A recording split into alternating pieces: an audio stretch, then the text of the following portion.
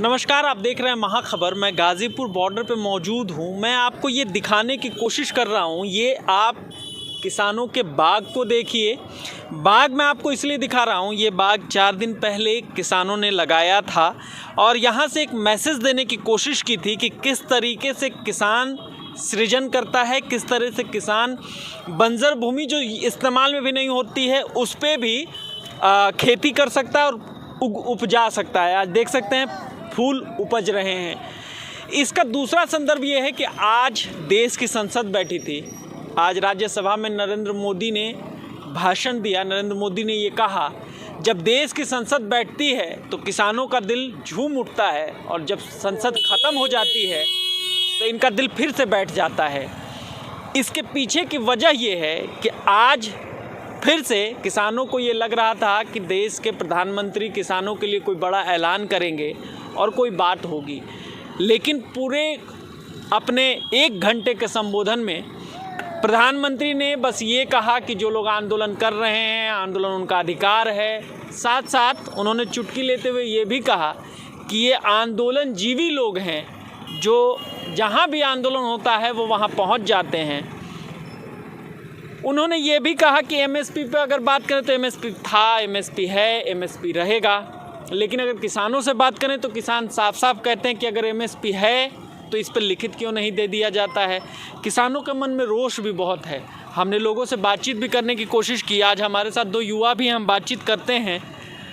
आज देश की संसद बैठी थी, राज्यसभा में नरेंद्र मोदी ने कहा कि एमएसपी तो है ही, ख़त्म कौन कर रहा है, और ये जो आंदोलन जीवी लोग हैं उनसे देश बच के रहे। इस पे क्या कहेंगे? बिल्कुल, सबसे पहले जो आपने ये बगीचा दिखाया, ये बगीचा जो है उन कटीले तारों और नुकीले कीलों के जवाब में किसानों ने लगाया है। जिस तरह से जो है बॉर्डर पर जो कटीले तार और नुकीले कीले लगाए गए, उनके जवाब में किसानों ने फूल खिलाए हैं। ये फूल देख सकते हैं आप कि कबीरदास जी का एक दोहा है कि जो तुमको कांटे वो तुम उसको वो फूल, और तुमको फूल के फूल हैं उसको है त्रिशूल। जिस तरह से सरकार ने हमारा रास्ता रोका, उसके जवाब में हमने फूल लगाए। अब आता हूँ मैं आपके दूसरे सवाल पर, जो आपने कहा कि जिस तरह से मोदी जी ने कहा आज जो है सदन में कि एमएसपी था, एमएसपी है, एमएसपी रहेगा। मतलब उन्होंने तीनों कालों का बता दिया, भूतकाल, भविष्यकाल, वर्तमान काल, सब बताया। ठीक है, हम भी मानते हैं कि एमएसपी है, एमएसपी था, एमएसपी रहेगा।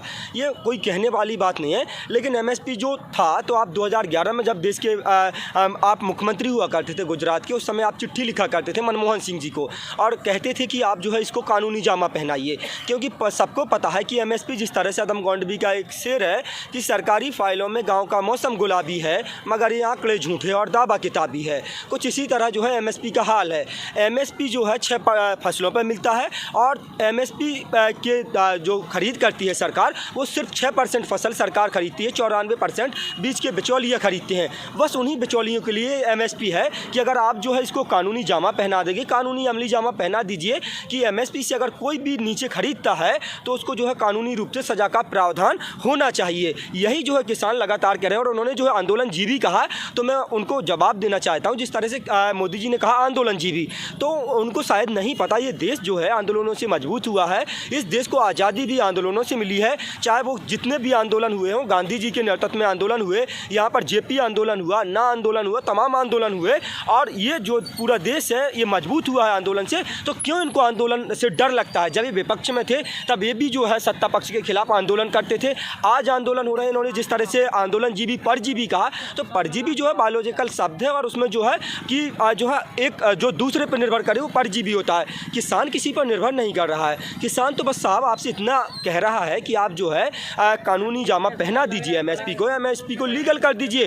कानून आपको बनाने में जब मोदी जी लगातार सदन में कह रहे हैं एमएसपी है, एमएसपी था, एमएसपी रहेगा, तो आप जब कह रहे हैं तो आप मुँह से कह रहे हैं तो आप जो है उसको लीगल कर दीजिए। क्यों नहीं आप अमली जामा पहनाते हैं? आपके पास फिर से आऊँगा। आप अपना पहले नाम बताएं। मेरा नाम दीपक पांडे है, विदिशा मध्य प्रदेश से हूँ। 60 दिन से इस आंदोलन से जुड़ा हुआ हूँ। ठीक है, आप मुझे एक बात बताएं कि जिस तरीके से आज नरेंद्र मोदी ने संसद में ये कहा कि एमएसपी है, एमएसपी रहेगा, साथ साथ उन्होंने ये भी कहा कि पंजाब के किसानों को बहुत झेलना पड़ा है और मैं चाहता हूँ कि झेलना न पड़े, वो बहकाए गए लोग हैं, बहकावे में ना आए। इस पर क्या कहेंगे? तो फिर मोदी जी ये भी मान लें कि आज़ादी भी क्या बहकावे में आई है क्या? हमारे पास पंजाब का सबसे बड़ा हाथ था देश को आज़ाद कराने में, 80% कुर्बानियाँ पंजाब ने ही दी थी। यही सिख समुदाय था जो बढ़ चढ़कर हिस्सा लिया था इसने हिंदू धर्म की रक्षा के लिए। तो मोदी जी ये बात कैसे कह सकते हैं? मुझे तो समझ नहीं आता है कि मोदी जी मानसिक रूप से नपुंसक हैं या वास्तविकता में नपुंसक हैं। ये तय करना होगा मोदी जी को अपने लिए, क्योंकि आज जिस प्रकार की भाषा का प्रयोग कर रहे हैं वो परजीवी देखिए, परजीवी वो जो दूसरे पर डिपेंड हो। किसान खुद अपना ज़मीन में अनाज बोता है, अनाज उगाता है। परजीवी तो मोदी जी हैं जो हमारे पैसों पे डिपेंड है। आज हम जो टैक्स पेयर लोग हैं, आज हमारे कारण मोदी जी कारों में घूम रहे हैं, 10 लाख का सूट पहन रहे हैं, 5 लाख का चश्मा पहन रहे हैं। अगर उनको हम पैसा दे सकते हैं, उनको आगे क्या कहते हैं मदद कर सकते हैं इस तरीके से सेवा भाव के लिए, लेकिन ये सेवा नहीं है, ये व्यापार कर रहे हैं देश के साथ। और हमेशा उन्हें ये इस बात को समझना होगा कि देश में हुकूमत जब हुकूमत ने तानाशाही करी है तो आंदोलन खड़े हुए हैं, और आंदोलन उन तानाशाहों को ख़त्म करने के लिए खड़े हुए हैं। लेकिन हम फिर भी चाहते हैं, ये हक की आवाज़ है। और एमएसपी की बात बार बार कर रहे हैं। क्या गैस की टंकी पर गारंटी थी सब्सिडी की, पर उस सब्सिडी को इनने ख़त्म कर दिया गैस की टंकी की। तो गारंटेड सब्सिडी को ये ख़त्म कर सकते हैं, तो अभी तो एमएसपी पर गारंटी भी नहीं दी है। तो हम कैसे मान लें कि मोदी जी इसको ख़त्म नहीं करेंगे? एमएसपी को लिखिए ना, गारंटी में दीजिए ना, मना किसने करा है? आज देश के किसान की आय 19% बढ़ी है और खर्चे 1000% से ऊपर निकल गए हैं। तो ये देखना होगा मांग और पूर्ति किस तरीके से चल रही है, आमदनी और खर्चों के बीच में कितना बड़ा डिसबैलेंस हो गया है, उस बैलेंस को बनाना होगा, अन्यथा सब कुछ बर्बाद हो जाएगा। अब आमदनी जीरो होती जा रही है और खर्चे बढ़ते जा रहे हैं। आज खाने के तेल के दाम बढ़ गए हैं, पेट्रोल के दाम बढ़ गए हैं, हर चीज़ के दाम बढ़ गए हैं। मैं चाहूँगा, मोदी जी से निवेदन करूँगा, ये बिल गैर संवैधानिक है, इसको राज्यों के अधीनस्थ होना चाहिए था। जो केंद्र के अधीनस्थ आया इसको राज्यों को दीजिए, बिल को निरस्त कीजिए। पहली बात। दूसरी बात, इस बिल के द्वारा कालाबाजारी बढ़ेगी, इसलिए बिल काला है और ये कानून काले हैं। मैं बड़ा ही दुखी हूँ कि विपक्ष इसका जवाब नहीं दे पा रहा है, जबकि विपक्ष हमसे ज़्यादा बुद्धिजीवी है और आज हमें परजीवी सुनना पड़ रहा है। ये हमारे विपक्ष की कमजोरी है। एक सवाल का जवाब मुझे दीजिए। भारत में अगर आंदोलनों की बात होगी जी, तो आंदोलन भारत ने बहुत सारे देखे हैं, चाहे जेपी मूवमेंट हो, अन्ना आंदोलन हो, महात्मा गांधी का सत्याग्रह हो, आंदोलन, बहुत सारे आंदोलन इस देश में हुए हैं। लेकिन देश की संसद ने इस तरीके से कभी खारिज नहीं किया आंदोलन को। इस पर क्या कहेंगे? ये लोकतंत्र की हत्या है। और ये लोकतंत्र की हत्या मैं इसलिए कहूँगा क्योंकि वर्ष 2019 20 सितंबर को 4 न्यायमूर्तियों ने आके भी निकलकर बोला था, जब प्रेस कॉन्फ्रेंस की थी, इतिहास में पहली बार हुआ था। मोदी जी जब से आए हर घटना इतिहास में पहली बार हो रही है और वो देश को कहीं ना कहीं गड्ढे में लेके जा रही है। बताइए, नोटबंदी से आज तक कोई फ़ायदा समझ में नहीं आया, देश की आर्थिक अर्थव्यवस्थाएँ बेकार हो गई। जीएसटी ने देश की आर्थिक अर्थव्यवस्थाएं बर्बाद कर दी। आज ये कृषि बिल भी वही चीज़ करने वाला, और मोदी जी अपनी तुलना लाल बहादुर शास्त्री से करते हैं, जबकि लाल बहादुर शास्त्री ने 2 कपड़े में अपना पूरा जीवन निकाल दिया, अपनी तनख्वाह भी देश के नाम करी। मोदी जी क्या कर रहे हैं? मोदी जी तो खुद भौतिकवादी हो चुके हैं जो हमें परजीवी कह रहे हैं, खुद कॉरपोरेट जगत के गुलाम हो चुके हैं जो हमें परजीवी कह रहे हैं। वो तो खुद डिपेंड है अंबानी और अडानी के ऊपर, उनका जीवन।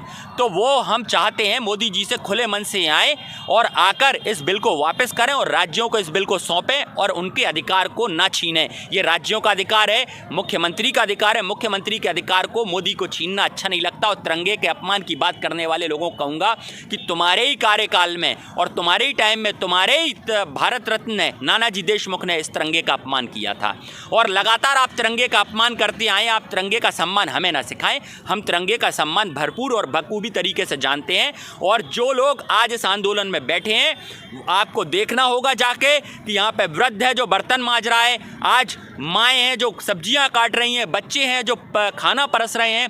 आपको ये सेवा भाव समझना होगा। अगर देश के किसी आंदोलन को देखना है तो इस आंदोलन को देखिए, जहाँ पर मानव सेवा सर्वोपरि और इससे बड़ा कोई धर्म नहीं होता, जहाँ पर बिना जात और बिना मजहब के इस आंदोलन ने एक दूसरे को एक कर दिया है। मोदी जी ने ये एक काम बड़ा अच्छा किया, इस बिल को लेके आए, हमारी आंखें खुल गई और आज हम एक हो गए और एक ताकत में बन गए हैं। और एक सूत्र में बंधे व्यक्ति को आप तोड़ नहीं सकते, चाहे लाख सवाल उठा लीजिए, लाख साजिशें रच लीजिए।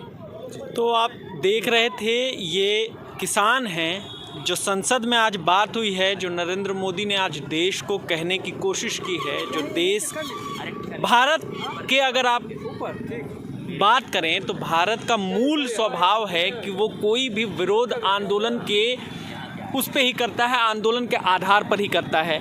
लेकिन आज भारत की संसद से आंदोलन को परिजीवी बताया जा रहा है, ये किस तरफ देश को लेके जाया जा रहा है।